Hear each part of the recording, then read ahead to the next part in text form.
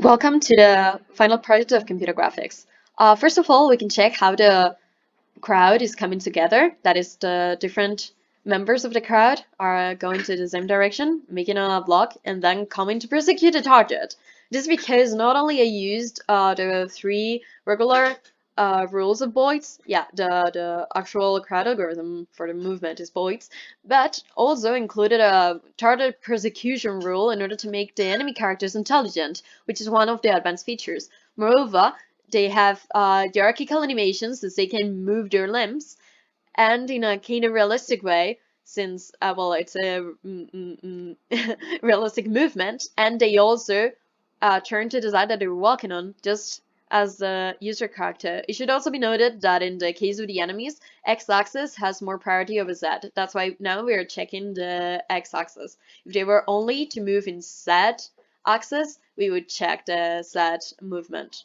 All the objects that we can see are 3D objects, meaning that we can have different views of them, and we are not just checking a top-down view of them. We can actually see them in different fashions. Moreover, a user has total control of the camera. They can rotate it using the mouse and zoom in, zoom out, move right, move left using the keyboard arrows. It should also be noted that different textures have been used in order to map the objects. This way we can check that stone for the castle and the campanile, which aims to resemble Trinity's campanile, has been used, as well as different brick PNG images for the broken buildings, gold for the enemies, silverish metal for the user character, water for the river, metal for the spire, and so on.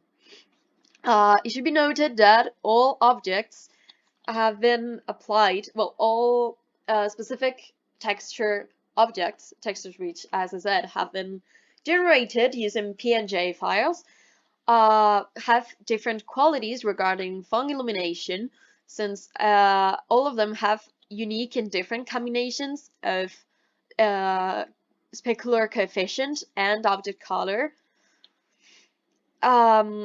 It should be noted that also that the enemies and the user character have used the same shaders in order to provide this well, the same kind of reflections in order to make the metal forming the humanoids seem more treated, more rich in a way.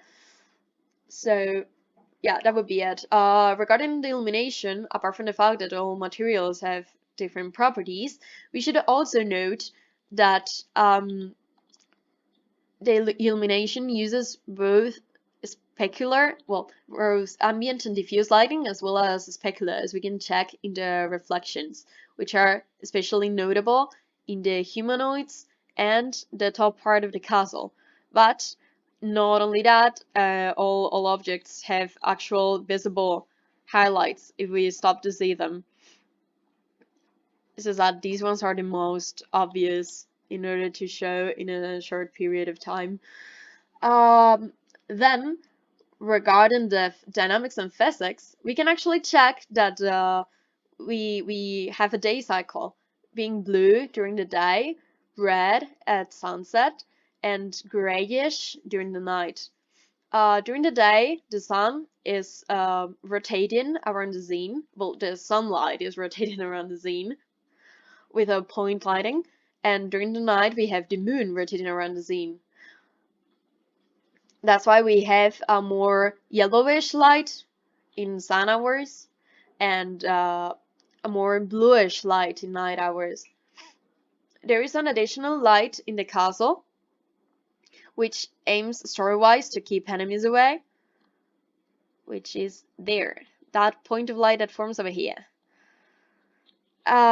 Next, it should be noted that all models are self-made, including the humanoid ones, but the car over there, the reason for that is that I wanted to show that external models can also be implemented.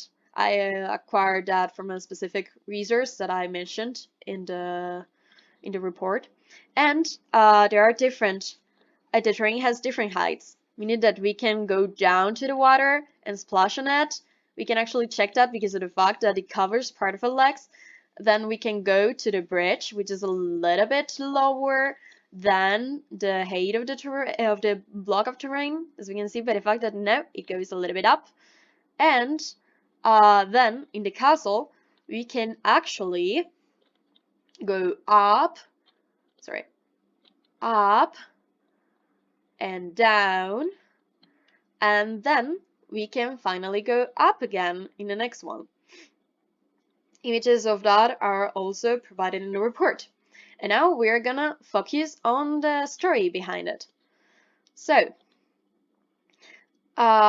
first of all, I'm gonna get caught by these enemies in order to see the animation of when they catch us again. Well, we actually go to the starting point, meaning that the game is reset in a sense whenever we get caught, so we can have another try.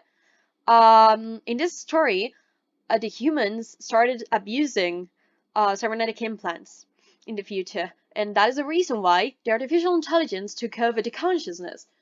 This way, that's why they move in a flock, by the way. It's like the same mind behind them. This way, it's like the ones that were less cybernetic implantation modified, in a way.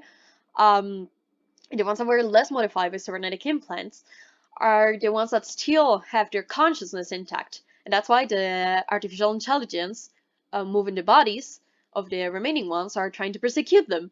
Actually, there are some differences in the models, slight, but some, that can be checked in the Blender files. And once they catch us in the initial point, it's game over, since we can no longer move.